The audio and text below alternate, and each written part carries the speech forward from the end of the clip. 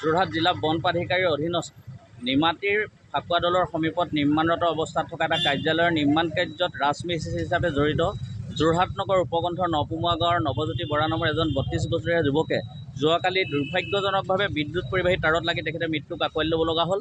এইটো এটা নিশ্চিতভাৱে দুৰ্ভাগ্যজনক বিষয়। আমি সকলোৱে এই ক্ষেত্ৰত মৰ্মাহত হৈছোঁ। কিন্তু একে সময়তে কিছু প্ৰশ্ন উত্থাপন হৈছে যে যোৱাকালিৰ যিটো ঘটনা, এই ক্ষেত্ৰত বিদ্যুৎ বিভাগ বা বন বিভাগ সম্পূৰ্ণৰূপে জগৰীয়া হয় নেকি? কিয়নো বিদ্যুৎ পৰিবাহী তাঁৰ ১১,০০০ ভল্টৰ এটা উচ্চ ক্ষমতাসম্পন্ন বিদ্যুৎ পৰিবাহী তাঁৰৰ নিচেই তলত এনেধৰণে চৰকাৰী এটা বিভাগৰ কাৰ্যালয় নিৰ্মাণ কৰাৰ পাৰ্মিশ্যন তেখেতসকলে কেনেদৰে পালে? এই ক্ষেত্ৰত নিশ্চিতভাৱে আমি ক'ব পাৰোঁ যে বন বিভাগ আৰু ঠিকাদাৰৰ গাফিলতি আছে। তেখেতসকলে সন্দেহ কৰাৰ মতে কোনো ধৰণৰ অনুমতি নোলোৱাকৈ এই নিৰ্মাণ কাৰ্য চলাই গৈছিল। কিন্তু এই পৰ্যন্ত এজন যুৱকে নিৰীহ যুৱকে প্ৰাণ বিসৰ্জন দিয়াৰ পাছতো কিন্তু বন বিভাগে হওক ঠিকাদাৰে হওক কোনো পক্ষই তেখেতসকলৰ পৰিয়ালবৰ্গৰ লগত সহযোগিতা আগবঢ়া নাই বা যোগাযোগ কৰা আমাৰ পৰিলক্ষিত হোৱা নাই। এই ক্ষেত্ৰত আমি সহজতে অনুমান কৰিব পাৰোঁ যে এই নিৰ্মাণ কাৰ্য সম্পূৰ্ণ অবৈধ আছিল।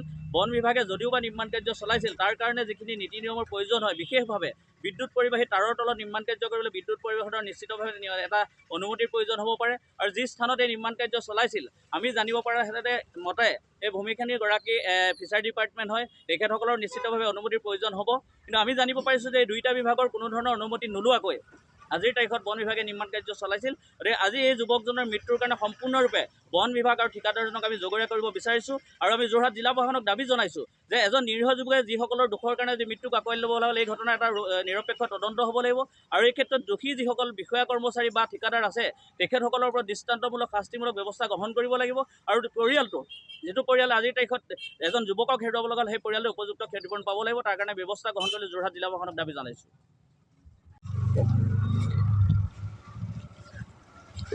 বিদ্যুৎ পৰিবাহী বিভাগৰ ভুলৰ বাবে আমাৰ এজন নপুমুৱা গাঁৱৰ যুৱক নৱজ্যোতি বৰা অকালতে মৃত্যু সাৱটি ল'বলগীয়া হ'ল। তেওঁলোকে এটা বিল্ডিঙৰ কাম কৰি আছিলে। বিল্ডিঙৰ কাম কৰি থাকোঁতে 11,000 ভল্টৰ কেবুলত ৰড লাগি পেলাই তেওঁ বিদ্যুৎ পৰিবাহী হৈ পেলাই তেওঁ মৃত্যুমুখত সাৱটিবলগীয়া হ'ল। আৰু এই ক্ষেত্ৰত আমি বিদ্যুৎ বিভাগ আৰু বিভাগীয় কৰ্তৃপক্ষক যিটো বিল্ডিঙৰ ঠিকাদাৰক বিশেষকৈ জগৰীয়া কৰিব খুজিছোঁ। কাৰণ তেওঁলোকে বিদ্যুৎ বিভাগৰ অনুমতি লৈছেনে নাই লোৱা সেই কথা নাজানো। কিন্তু তেওঁ 11,000 ভল্টৰ পৰিবাহী তাঁৰৰ তলত বিল্ডিং বনাবলৈ তেওঁলোকে অনুমতি ল'ব লাগিছিলে। যদি লৈছে, তেওঁ ঠিকাদাৰ আৰু বন বিভাগৰ জানিব পৰা মতে বন বিভাগৰ এটা বিল্ডিং তাত বনাইছিলে। সেই দুয়োটাৰ বিভাগৰ ভুলৰ বাবে আমাৰ এজন ভাতৃ অকালতে মৃত্যু সাৱটি ল'বলগীয়া হ'ল। ইয়াৰ বাবে আমি প্ৰশাসনকো জনাব বিচাৰিছোঁ, তেওঁলোকে ইয়াৰ উচিত তদন্ত কৰি বিচাৰ কৰিব বুলি আশা কৰিলোঁ।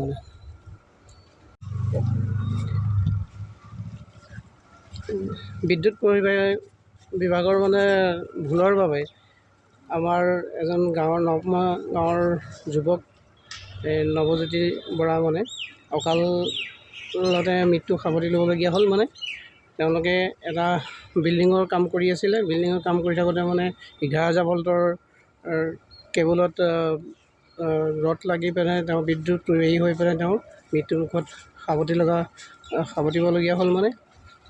আৰু এই ক্ষেত্ৰত আমি বিদ্যুৎ বিভাগ আৰু বিভাগীয় কৰ্তৃপক্ষক যিটো বিল্ডিঙৰ ঠিকাদাৰক বিশেষকৈ জগৰীয়া কৰিব খুজিছোঁ। কাৰণ তেওঁলোকে বিদ্যুৎ বিভাগৰ অনুমতি লৈছেনে নাই লোৱা সেই কথা নাজানো। কিন্তু তেওঁ 11,000 ভল্টৰ পৰিবাহী তাঁৰৰ তলত বিল্ডিং বনাবলৈ তেওঁলোকে অনুমতি ল'ব লাগিছিলে। যদি লৈছে, তেওঁ ঠিকাদাৰ আৰু বন বিভাগৰ জানিব পৰা মতে বন বিভাগৰ এটা বিল্ডিং তাত বনাইছিলে। সেই দুয়োটাৰ বিভাগৰ ভুলৰ বাবে আমাৰ এজন ভাতৃ অকালতে মৃত্যু সাৱটি ল'বলগীয়া হ'ল। ইয়াৰ বাবে আমি প্ৰশাসনকো জনাব বিচাৰিছোঁ, তেওঁলোকে ইয়াৰ উচিত তদন্ত কৰি বিচাৰ কৰিব বুলি আশা কৰিলোঁ। যোৰহাট জিলা বন প্ৰাধিকাৰীৰ অধীনত নিমাতীৰ ফাকুৱা দলৰ সমীপত নিৰ্মাণৰত অৱস্থাত থকা এটা কাৰ্যালয়ৰ নিৰ্মাণ কাৰ্যত ৰাজমিস্ত্ৰী হিচাপে জড়িত যোৰহাট নগৰ উপকণ্ঠৰ নপুমুৱা গাঁৱৰ নৱজ্যোতি বৰা নামৰ এজন ৩২ বছৰীয়া যুৱকে যোৱাকালি দুৰ্ভাগ্যজনকভাৱে বিদ্যুৎ পৰিবাহী তাঁৰত লাগি তেখেতে মৃত্যুক আঁকোৱালি ল'ব লগা হ'ল। এইটো এটা নিশ্চিতভাৱে দুৰ্ভাগ্যজনক বিষয়, আমি সকলোৱে এই ক্ষেত্ৰত মৰ্মাহত হৈছোঁ। কিন্তু একে সময়তে কিছু প্ৰশ্ন উত্থাপন হৈছে যে যোৱাকালিৰ যিটো ঘটনা, এই ক্ষেত্ৰত বিদ্যুৎ বিভাগ বা বন বিভাগ সম্পূৰ্ণৰূপে জগৰীয়া হয় নেকি? কিয়নো বিদ্যুৎ পৰিবাহী তাঁৰ ১১,০০০ ভল্টৰ এটা উচ্চ ক্ষমতাসম্পন্ন বিদ্যুৎ পৰিবাহী তাঁৰৰ নিচেই তলত এনেধৰণে চৰকাৰী এটা বিভাগৰ কাৰ্যালয় নিৰ্মাণ কৰাৰ পাৰ্মিশ্যন তেখেতসকলে কেনেদৰে পালে? এই ক্ষেত্ৰত নিশ্চিতভাৱে আমি ক'ব পাৰোঁ যে বন বিভাগ আৰু ঠিকাদাৰৰ গাফিলতি আছে। তেখেতসকলে সন্দেহ কৰাৰ মতে কোনো ধৰণৰ অনুমতি নোলোৱাকৈ এই নিৰ্মাণ কাৰ্য চলাই গৈছিল। কিন্তু এই পৰ্যন্ত এজন যুৱকে, নিৰীহ যুৱকে প্ৰাণ বিসৰ্জন দিয়াৰ পাছতো কিন্তু বন বিভাগেই হওক, ঠিকাদাৰেই হওক, কোনো পক্ষই কিন্তু তেখেতসকলৰ পৰিয়ালবৰ্গৰ লগত সহযোগিতা আগবঢ়োৱা নাই বা যোগাযোগ কৰা আমাৰ পৰিলক্ষিত হোৱা নাই। এই ক্ষেত্ৰত আমি সহজতে অনুমান কৰিব পাৰোঁ যে এই নিৰ্মাণ কাৰ্য সম্পূৰ্ণ অবৈধ আছিল। বন বিভাগে যদিও বা নিৰ্মাণ কাৰ্য চলাইছিল, তাৰ কাৰণে যিখিনি নীতি নিয়মৰ প্ৰয়োজন হয়, বিশেষভাৱে বিদ্যুৎ পৰিবাহী তাঁৰৰ তলত নিৰ্মাণ কাৰ্য কৰিবলৈ বিদ্যুৎ পৰিবহণৰ নিশ্চিতভাৱে এটা অনুমতিৰ প্ৰয়োজন হ'ব পাৰে। আৰু যি স্থানত এই নিৰ্মাণ কাৰ্য চলাইছিল, আমি জানিব পৰা মতে এই ভূমিখানিৰ গৰাকী ফিচাৰী ডিপাৰ্টমেণ্ট হয়, তেখেতসকলৰ নিশ্চিতভাৱে অনুমতিৰ প্ৰয়োজন হ'ব। কিন্তু আমি জানিব পাৰিছোঁ যে এই দুয়োটা বিভাগৰ কোনো ধৰণৰ অনুমতি নোলোৱাকৈ আজিৰ তাৰিখত বন বিভাগে নিৰ্মাণ কাৰ্য চলাইছিল। গতিকে আজি এই যুৱকজনৰ মৃত্যুৰ কাৰণে সম্পূৰ্ণৰূপে বন বিভাগ আৰু ঠিকাদাৰজনক আমি জগৰীয়া কৰিব বিচাৰিছোঁ। আৰু আমি যোৰহাট জিলা প্ৰশাসনক দাবী জনাইছোঁ যে এজন নিৰীহ যুৱকে যিসকলৰ দুখৰ কাৰণে যি মৃত্যুক আঁকোৱালি ল'ব লগা হ'ল, এই ঘটনাৰ এটা নিৰপেক্ষ তদন্ত হ'ব লাগিব। আৰু এই ক্ষেত্ৰত দোষী যিসকল বিষয়া কৰ্মচাৰী বা ঠিকাদাৰ আছে, তেখেতসকলৰ ওপৰত দৃষ্টান্তমূলক শাস্তিমূলক ব্যৱস্থা গ্ৰহণ কৰিব লাগিব। আৰু পৰিয়ালটো, যিটো পৰিয়ালে আজিৰ তাৰিখত এজন যুৱকক হেৰুৱাব লগা হ'ল, সেই পৰিয়ালে উপযুক্ত ক্ষতিপূৰণ পাব লাগিব। তাৰ কাৰণে ব্যৱস্থা গ্ৰহণ কৰিবলৈ যোৰহাট জিলা প্ৰশাসনক দাবী জনাইছোঁ।